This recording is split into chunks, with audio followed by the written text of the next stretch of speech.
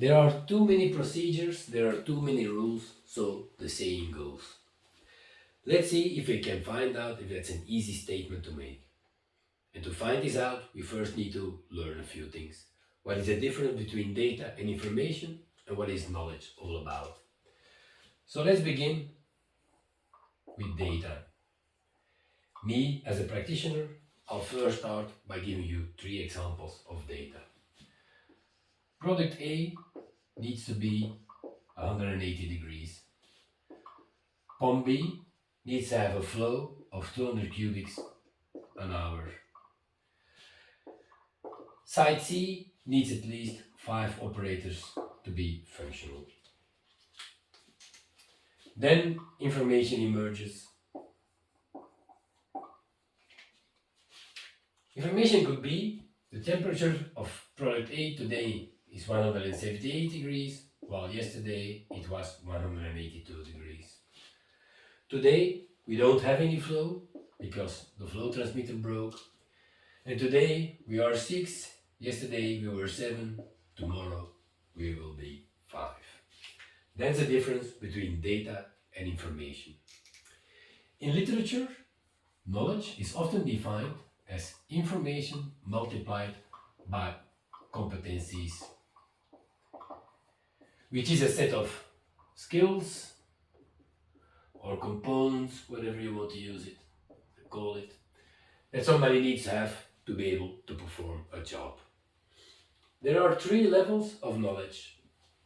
The first one being explicit knowledge. Explicit knowledge is everything that's been written down. So for example, you have legislation, you can have a paper, you can have a procedure. And when you put explicit knowledge into practice, on the second level, you get what's called implicit knowledge.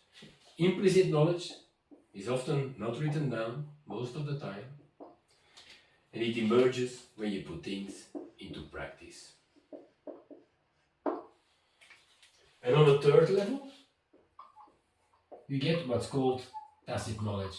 Now, tacit knowledge is a knowledge that is the hardest to grasp. The reason is that this knowledge emerges based on your experience in certain contexts. Now, every organization will need to deal with these 3 kinds of information on 4 levels. First one being absorption. Is the way a company is able to absorb new data or new information.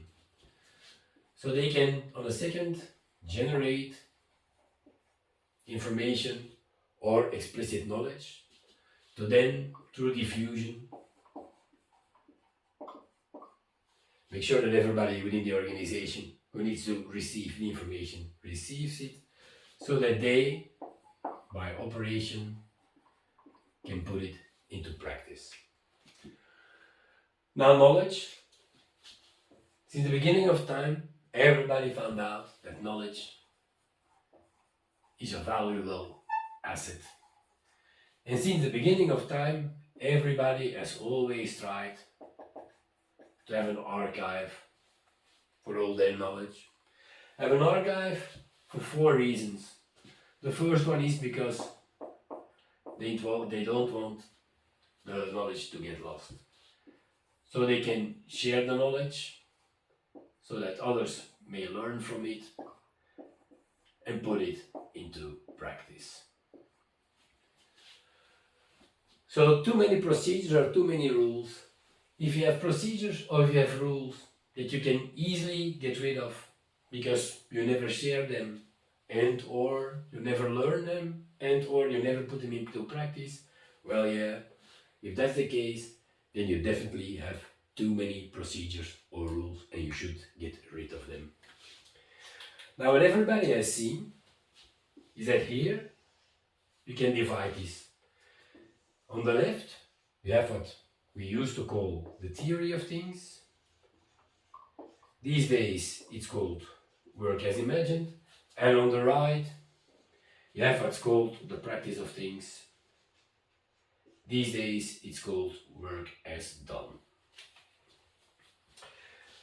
Now what happens in reality, for example, you get a new legislation. Through absorption, a company gains information. That information, through diffusion, will become explicit knowledge that is shared throughout the whole organization. And then you have 2 times the operational part to make sure that the theory is put into practice. To give you an example, in Belgium we have safety procedures, and by law, every year again, you need to challenge a few of those. Meaning that you will automatically close the loop between the explicit knowledge and the information, or if the legislation changes, between explicit knowledge, the data that you then compare with the old information, and where you create new safety procedures. What happens way less is that we close the loop between implicit knowledge and explicit knowledge, information and data, and the tacit knowledge.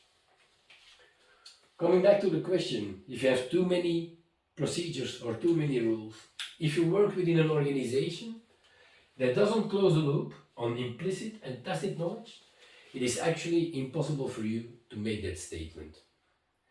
So I can hear you think, what we need to do is, we need to close the gap between work as imagined, the theory of things, or work as done, the practice of things. How easy it may sound, there's actually something that's called the knowledge paradox that makes it more difficult than you should think, that you would think, and that's what I'll be discussing next time.